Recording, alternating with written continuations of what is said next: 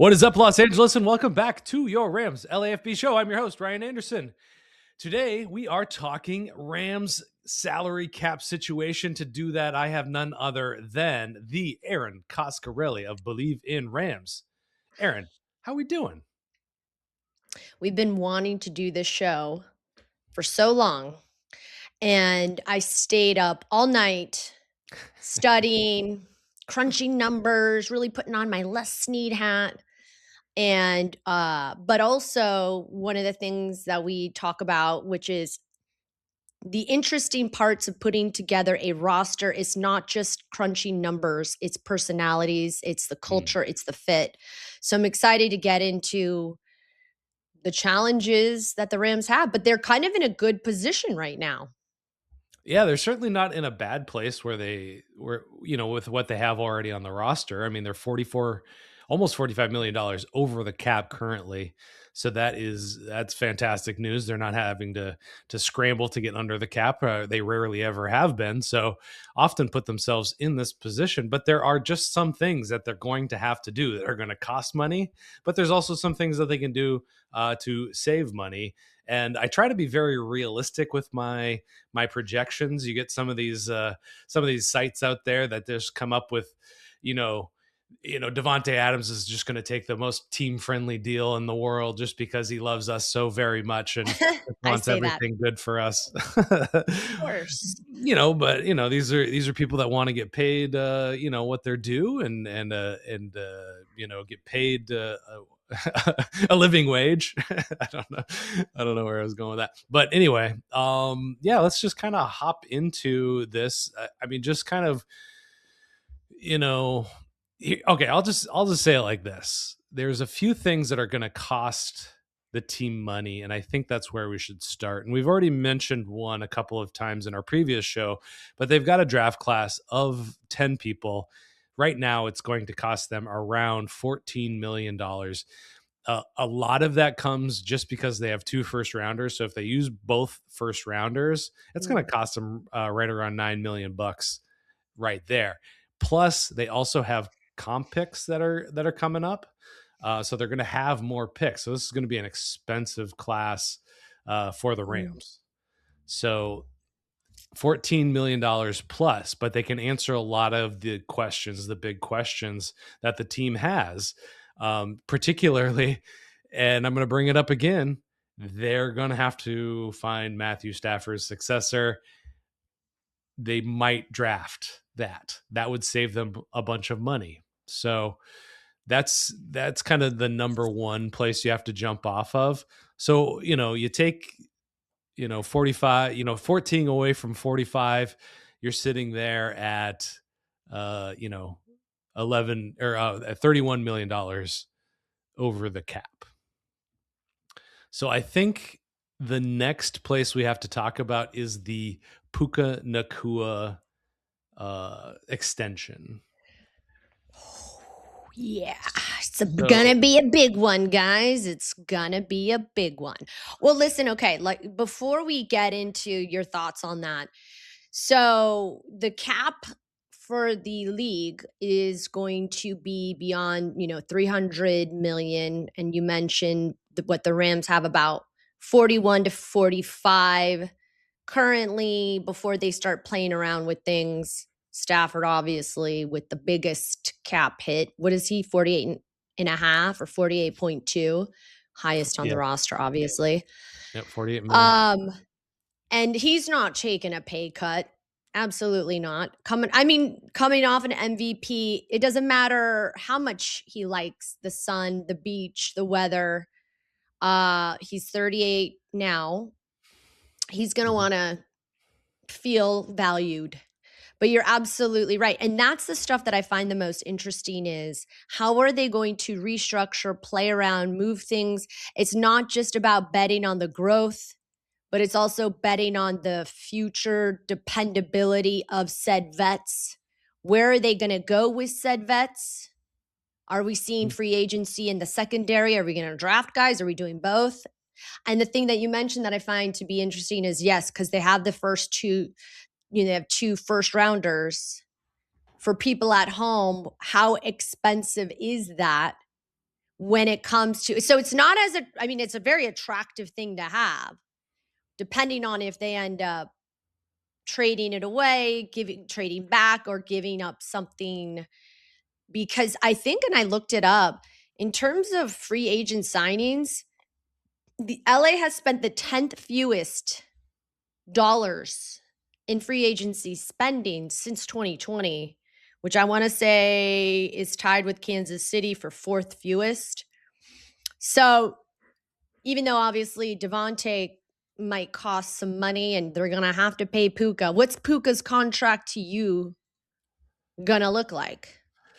That's a great question. So the one everybody keeps pointing to is Jamar Chase, who's making $40 million per year. So he's on a deal. $161 million is the total contract. $40 million per year. Over $40 million per year. People are saying record setting. So that means obviously beating Jamar Chase. How much do they want to beat Jamar Chase? Does he want to be a nickel over that? Or does he want to really reset it, getting closer to $45 million per year? Now, the big difference between the Rams and the Bagels, the Rams and the Bengals is, a smart franchise ran by smart people versus a Bengals organization that has just been terrible with contracts. And now the Rams believe in cap over cash, which means a lot of upfront guaranteed money with void years on the back end. You go look at Stafford's current contract. He's got like 8 seasons of void years or something like that. But just looking at the Jamar Chase contract, he's started off 2025 with a $19 million guaranteed salary and a cap number of $23 million. Now, that some of that has to do with the fact that the organization isn't cap over cash. They are spending towards their cap more than giving guarantees and more than doing signing bonuses and things like that don't hit against the cap. So I wouldn't foresee Puka Nacua's cap hit being that high. So I went, but I still think it's going to be pretty high. So I put him at a total cap hit of $16 million. And so that's about $11 million added to the current cap, or taken away from hitting against the cap, I guess is what I should say. What do you think? Mm-hmm. Yeah, and it's not just Puka as a young guy. The Rams are going to maybe try to keep together alongside. You got to think about Kobe and Byron, Avila, Jordan Whittington, but Whittington is not up for. I think he's got one more year, right? Or yeah, because this is his second year. And Kobe Durant. So, if you just look historically in the NFL, when it comes to the next man up, whether it's a wide receiver or a quarterback, you're going to pay more typically than the guy that just got the contract. Although with Kyron, his contract isn't quite the same as like a Saquon. So I think it really depends on how valuable you are to the organization. And Puka's very valuable to the organization. I think the biggest question is how risky giving someone who has shown moments of emotional maturity or lack thereof. And I always say with the asterisk of he is 24. If someone had a camera around me all the time at 24, I would not be very happy. I wouldn't be happy at 41, to be honest. But it is part of the responsibility of being in the NFL. And I wonder how those conversations go down in the front office when Les Snead is thinking about giving this guy big time franchise money, because he knows he is the future of the franchise, the guy that they're going to draft to take over for Stafford. has to be a guy that's going to fit with Puka Nacua, don't you think? Oh, absolutely, 100%. And I've added to the list of probable costs a long-term number two receiver. Davante Adams obviously isn't that. That's something that they could address within the draft class, perhaps, but they might also have to look to free agency to find another guy. So that'll be something interesting to watch. You bring up excellent points about other guys that are available for contract extensions from the 2022 class, which was a banger of a draft class. Steve Avila, Kobe Turner, and Byron Young, all up for possible contract extensions. And you also bring up Kyron Williams, and I wanted to touch on that a little bit. Kyron Williams was not and is not considered one of the top backs in the league. And you go back to Cooper Kupp, he at the time when he was due for his extension, 2020, he was not considered to be an elite. He was good, but not in the elite tier. I mean, 2021 was really when he took that huge jump. And so the Rams have never really been in this position of having a guy that is Mm. the number one guy out there. Mhm. Mhm. So it will be interesting to see how they do handle that, because they were able to get away with not paying Cooper Kupp top of the market money, not paying Kyron Williams top of the market money. Uh-huh.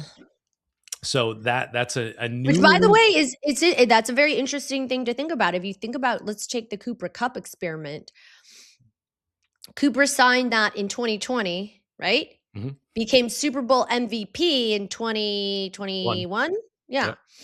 And then And also did the af- Triple Crown that year too.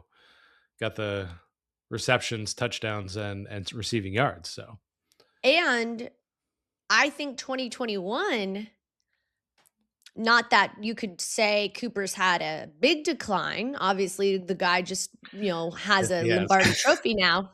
He's doing just fine. yeah, he's doing fine. But if you look at his durability and his availability, he did have a drop off Mhm. in terms of his injuries. I think 2021 was the last season he was fully, he didn't have he wasn't out games. Yeah. So with that, even that respect, the Rams, have to weigh or consider the durability or the availability of these guys, and when does that drop off happen? Right? I mean, how many games did Davante miss? 3, because he was out that Lions game, out the Seahawks game. He was not available in the Bears game Mm. and the Panthers game. Wow. So I think he missed 3 games, right?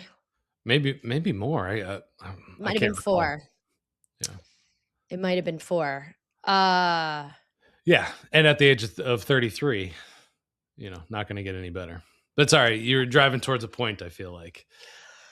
That timing people and players within the realm of the value, like you said, they didn't end up having to give Cooper all of this money, who then, had this huge year in 2021. They had already paid him in 2020. So I think it's all timing, it's predicting, it's so hard to do. And I think the biggest question mark is, when you have a guy like Puka, you got to pay him. But how does that impact the rest of the money that you give out? Yeah, the length of the contract is going to be huge. I mean, they're Yeah. going to, his camp is going to want a long, big contract. The Rams are going to want to shorten that up a little bit. Obviously, he's still young, still plenty of gas in the tank. He's always been kind of a bit of I've always worried about him as an injury risk. He hasn't missed a ton of games. I know. And then how his style of play and how he's used in the offense had a lot to do with that. And that might change this season as it changed last season. But I mean, I think, further extensions, talking about Avila, Turner, and Young, I think that, you think about Kyron Williams, he was extended in July or August. I can't remember exactly when that came down, but August, because yeah. And then Quentin Lake also up for a contract extension wasn't done until November or December, so months Mhm. and months later. So these three guys, I think Kobe Turner being the highest priority among them, may that movement might not happen in the preseason or in the off season. So I didn't calculate those guys necessarily. I didn't put a number on them, but just because it's up in the air. But I feel like Puka is one. It's going to get done sooner than later. You think well, the other thing that's very interesting when you talk about Kyron, you were there. He never held out, and he and was asked a ton about, you know, how come you're he's like, I just always trusted it was gonna get done. Yeah. So, that's the other thing that's very interesting is the relationship that this front office has with their players too. Is these players feel really good about putting it in the hands of those that are the decision makers. Obviously they have agents representing them, but that's an interesting thing you bring up, is that we might not see Kobe's deal get done right away before the season begins. Yeah. So Yeah. when would you when would you expect Puka's? Just throwing it out there. Oh, the timeline. I don't know. I mean, I think the spring. I think before, they probably want to get it done before the draft, just so they know Mm, what they're really working with. Maybe even before free agency, which is coming up very, very quickly. mhm. I mean, that's probably their ideal timeline. On his camp, they don't. They're in no rush to sign this. They know he's going to get paid a lot. They're going to kick the can down the road as long as possible. So I think those are two very different timelines. I mean, you bring up Kyron, and Kyron is a different beast than a lot of guys. He is a team guy. I mean, Mm. I don't think he took necessarily a pay cut, but I think he probably could have squeezed a few more mil out of him if he was a little bit more cutthroat about it. But Drew Rosenhaus is his is his agent, so there's that as well. But Yeah. yeah, next on my list of expenditures is a Dotson renegotiation. He's entering the last year of his contract. I'm curious if that I put that on there, and I might be moving away from it in a way, but um, yeah, he's got some kind fully guaranteed money, 24 million. So that may or may not happen. I put that on there just because I think he deserves it. And I think, last year of his contract, I'll just throw that on there. They really need the interior to perform well. He might get a pay bump. I'm, Oh, I'm not yeah. I'm not fully sold on that one myself, but I put him as a $6 million pay bump for the Rams. So six Well, million off the cap. if you look at what it's interesting, right? Because Dotson was out, back end of the season. I don't even remember, was it like it was 2 Three, games or 3 games? two Obviously, they seasons. missed him for one of the playoff games. But it's funny when you are a player and you have an unfortunate injury, but also the bitter, so it's bittersweet. You're out, you're not able to play, but then you see that the team really freaking needs you. And we saw that with Dotson when K Dot was not available. The team's, particularly the run game, was impacted, right? Which game Big. was that? Yeah, it was huge. I mean, he's yeah. I mean, and Warren McClendon didn't look as sharp when he wasn't in there in either respect as a pass blocker or a run blocker. So yeah, I don't think we need to hash that one out more. I think that one I'm on the fence about, but Higbee re-signing for a 1 year, $5 million, just sew it up contract, just because, again, a player that they kind of need. Colby Parkinson has made big strides, but I think Davis Allen and Terrence Ferguson are both limited as protectors, as blockers. Inline guy, hand in the dirt kind of idea. I don't think either one of those guys really match that. And instead of kind of trying to find one of those guys in free agency, drafting a tight end is kind of up and down, because It is, the position is not easy to take up going from the college game into the pro game. They got Tyler Higbee there. I'm saying, let's just take care of that. Sign him for a 1 year decent deal. I said $5 million to Bucks. There we go. What do you think? Yeah. Well, if you want to look at some of the big questions, I guess you could say is Colby Parkinson and clearly there, I think if you release him, you would save what, 7 million in cap space. Colby Parkinson? Yeah. Oh, okay, cool. Right? I don't think they Yeah. could release him. I mean, as much as they're Oh yeah. relying on their Well, tight I end. mean, apparently to me, it's like you kind of already have your tight end room, unless they're thinking they're going to start rolling out more 13 personnel, or that's going to be something that is a value. Or why would you draft Terrence Ferguson? So what is Higbee? Is Higbee the sort of guy that's going to continue to mentor? And he's just a great guy in the locker room, aside from obviously what he's able to do on the field. Spending your valuable money that could go to shoring up some of the issues on defense. Do they need it, is my question. Yeah. No, I think that's a valid question. I think the 13 personnel question is going to be big. And I don't think that's what they wanted to do in 2025. Yeah, and I don't think that's what they want to do in 2026. So that one is optional to me. But I think if they're going to go in that same direction, I think pull the trigger on Higbee. Yeah. I don't know. My last expenditures are attacking the defense. So I have signed a high-end cornerback. I think at the very least that's going to cost you $8.5 million against the cap. And I'm saying re-sign Kobe Durant for a modest $3 million cap hit. I think you're good there. And I think they also have to invest through the draft, whether that's first round, second round, probably all of the above. So I think you kind of have to do it all. So that's, 8.5, 12.5 plus whatever is in the draft against the cap. Well, Darius Williams, you're expecting he might not, which by the way, yeah. this is always like, I was listening to one of the popular Rams podcasts, and I can't remember what it was, but they're like, yeah, absolutely no way, not happening. And then it happened exactly like he did not describe it. So I'm like, oh, see, everyone likes to say we know what's going to happen, and we have no idea.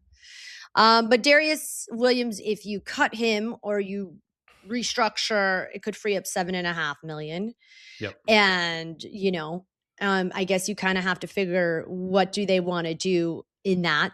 Harrison Mevis should, in my opinion, I'm going to go ahead and say it, I think he should come back. I think he's earned his way into a contract. He's dependable. I don't see the Rams needing to depend on a kicker all that much. They do a lot of fourth down conversions, and Sean McVay likes to go for it. But when they needed a guy that was clutch, Mevis came in and was clutch. I don't expect for him. What is he getting paid now? Some like 800 something. I mean, yeah, nothing. Pocket change, really. Give the guy a deal. Give the guy a contract. Mevis is a good question. You got to have a kicker, so it's Mevis or somebody.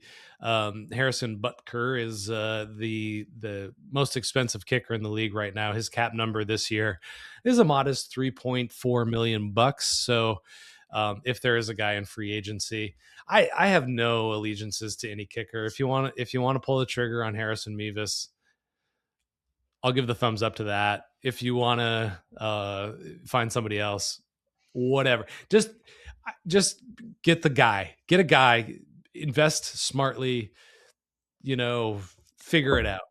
Special teams, figure it out. that's my my long and short of that one. Expenditures, Or no, savings. Ethan Evans, how do you feel about punters? Do you feel the same way about punters? I Get think rid they of should keep Ethan? I think they should keep Ethan Evans. He's been great. I have no problem with Ethan Evans.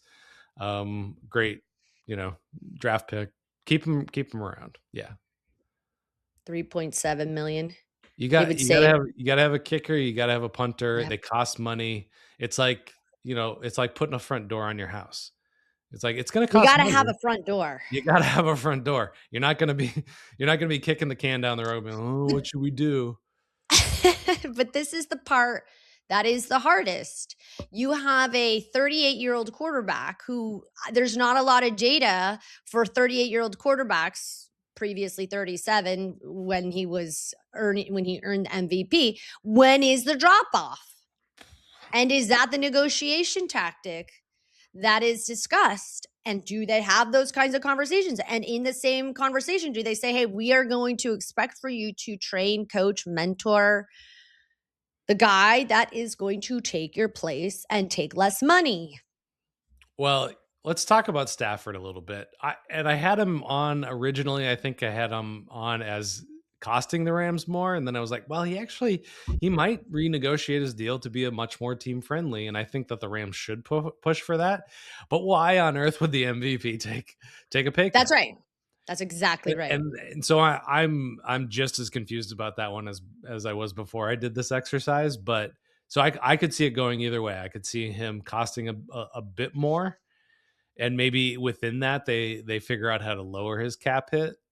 But if he wants more generally, that means the cap hit goes up. They're not going to. I don't think what we'll see is any extension. I don't think he's going to get extra years tacked on. And because of that, that makes it much harder for Tony Pastors and all those nerds up there in the payroll office figuring out how to make it work.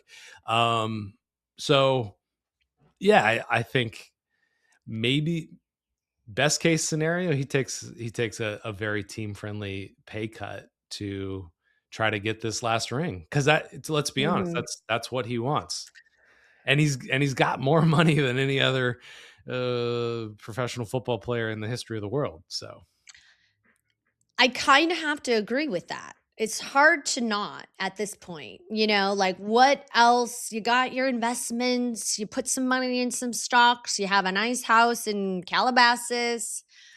Um, Although he's got 4 daughters he's gonna have to put through college, and, that can be expensive, schooling here in California. No, but seriously, um, you would think that's the right way of thinking, but also you saw that Bears game. You mhm, you go to Soldier Field and you gotta, like, how is this back feeling? When these guys are taking hits the way that they're taking hits, you can't pay them enough money for not what they're going through now, but maybe what they're gonna be dealing with in 5 to 10 years. sure. Um, but you're right. How much is that ring worth? And does Stafford taking a more, a friendlier approach to his contract means he has so much more say in the offense or the dynamics of the offense. And then obviously if you want to go even deeper than that, look at their coaching stuff that we'll probably be talking about. Seems to indicate they're going to want Stafford to be very involved with Yeah. the Cliff Kingsbury type you know air raid throwing offense. So I don't know. It's like it's fun to speculate, but at the end of the day, you know, do they give out that information if Stafford takes a pay cut? Do we get to find that out sort of? Obviously, right? Yeah, we'll find that out for sure. Yeah. Yeah, and that one again, I mean, I imagine that one's being hashed out as we're speaking, along with the Puka Nakua Because contract. he's already signed for 2 more years, Stafford. Well, at least one more like actual year. I mean, he's Right. got a bunch of void years, but Right. those are false. Um, so in terms of cap savings, I've got a Davante Adams restructure. He's got a huge cap hit. So I think they could save over 11 million bucks I think Alaric Jackson is probably due for a restructure as well. I see no reason that they would want to extend him so they could add on a few years there. I see that as a $9 million savings. And then we already talked about Darius Williams, $7.5 million savings against the cap. So with the numbers that I've hashed out so far, that leaves the Rams still $25.3 million over the Mm. cap. I caveat that by saying there's all these other things that still might happen, top of which Stafford restructure. That could save them money, that could cost them money. Steve Avila extension, Kobe Turner extension, Byron Young extension would all cost them money against the cap, obviously. I think that Cameron Curl is probably going to move on. Daniel Popper has him on a 4-year, $64 million contract. The Rams are not going to pay that. So how do you replace them? Is that in the draft or did they find a veteran? I'm going to add on a veteran pass rusher. They need pass rush depth. Mhm, mhm. Um, I mean, the rumors about Max Crosby. There's that. Khalil Mack is a free Khalil agent. Mack. He's old, but good production. Joey Bosa, similar idea. If they Yeah. want to find kind of like a Von Miller type of deal, obviously that was a trade, so it was slightly different. But like, getting a little bit more depth, adding a veteran in there, I think that's something definitely to watch. Mhm. I don't think they pull the trigger in the first 2 rounds. Maybe day 3 they pick up a rookie pass rusher, but so I think they're probably going to be trying to identify, like this year's version of a Puna Ford kind of Mhm. addition to add a veteran to that. So and that'll end up costing them money. And then a long term, number 2 receiver. We just talked about, the draft and Davante. I rattled off a whole bunch there. I apologize, but any kind of thoughts that came up for you across that Davante, Alaric Jackson, any of that stuff? Well, I mean, look, we've talked about how important culture is to this team. So think about, although I don't think Tutu was a culture mismatch, he was a offensive scheme identity. They kind of discovered more who they were offensively down the line. And they're, again, you had to account that was $10 million that was healthy scratches throughout the season, right? So that was an expensive mistake. Not that he was a mistake, but an opportunity to learn more. Uh, that was pricey. And unfortunately, a lot of Rams fans question that decision. When are we going to see Tutu? Why is he not available?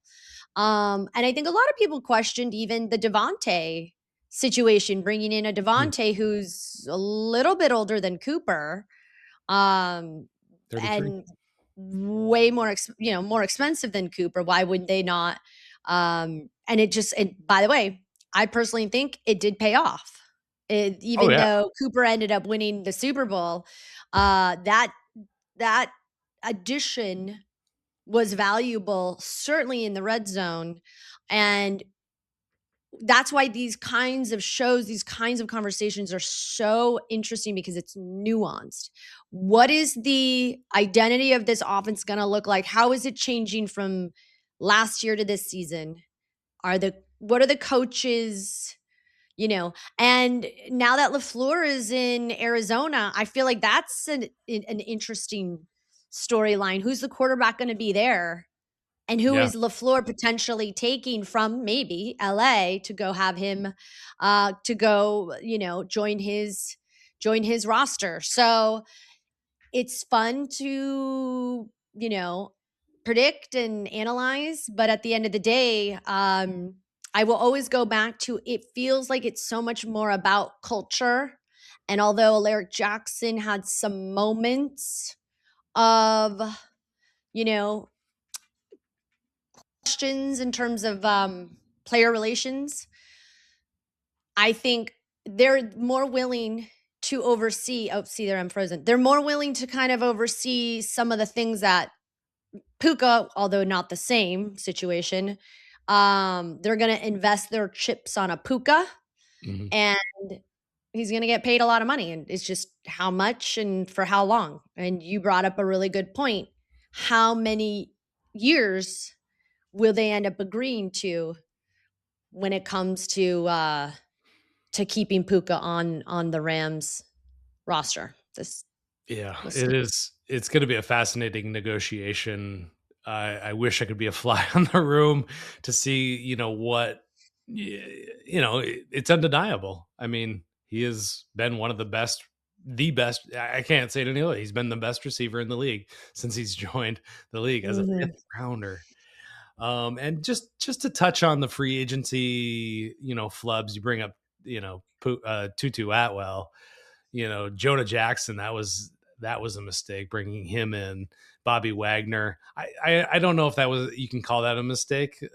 Maybe a miscalculation is probably a way to say. Allen Robinson was another one that you know goes down in history. So you bring up the Rams not paying free agents very often, or not chasing after free agents very often. There's some precedent to say that their track record isn't that great anyway, I guess I could say. So Mhm. all that to be And said. also Oh, go ahead. and also letting, how did you feel about letting Ernest Jones go? I mean, it set them back at the position group. I don't think that Mhm. they've fully recovered from that. I don't think they have a stud at that spot. I don't think they have a top of the league guy. I mean, as much as I like Landman, as much as I like Omar Spates, both limited, Mhm.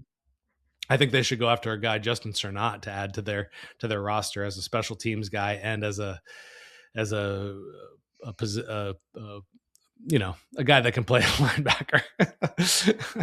He's a good pass rusher. I lost a word there. I can't remember. I don't even know what it is. But we always get a little loopy after 30 minutes. So Oh, yeah, that's right. yeah. Yep. So needless to say, I think just to put a button on this, the Rams are in very good positions to be safe, take risks, but they have good building blocks. They already have a solid foundation. And it'll just be really interesting to see how it pans out. I think a lot of people had questions as to why the Rams would spend their first pick, not first round, but first pick in the draft on a tight end. And especially because we didn't see Terrence Ferguson get much action, it seemed like it panned out. But you almost thought that was why they drafted Terrence Ferguson, so they didn't have to pay Tyler Higbee. So, anyways, I'm coming in delayed, or you're coming in delayed, and that means maybe it's just time to wrap things up. I think the Rams are in a good position, and I think we still have more to talk about. This is just the beginning, because again, two offensive coordinators, unconventional, defiantly original. Stafford's coming off an MVP campaign. Um, it's anyone's guess, and either way, it's going to be interesting. Yeah, 100%. And thank you, Erin Coscarelli, for doing this exercise. I mean, this is a good one. And thank you guys Yeah. for tuning in and checking it out. Thank you, as always. Couldn't do it without you. Go ahead and like and subscribe. Tell your friends about us. Until next time, guys, the Rams LAFB show. Oh, we got Sosa Comenges episode just up. So go check that out. We're going to talk about coaching staff and all of the good news. So definitely like and subscribe if you want the latest updates. Don't miss it. Hey, Ramley, thank you so much for hanging out with us and watching the Rams LAFB show. Quickly before you go, got to tell you about our friends over at Sleeper. It's the #1 sports app right now, and you've got to download it because it's got so many great features that I want to tell you about. Aside from season-long fantasy, which is the best in the business, they've also got live score trackers, in-game updates, plus the live chat where you can actually communicate with other users right on the app. But perhaps the best feature, at least that I like, is the daily fantasy feature or the live pick'em. Just pick 2 to 8 players across any sport, baseball, basketball, hockey, obviously football and our Rams. You're going to choose a player, just choose more or less. Matthew Stafford, more or less passing yards.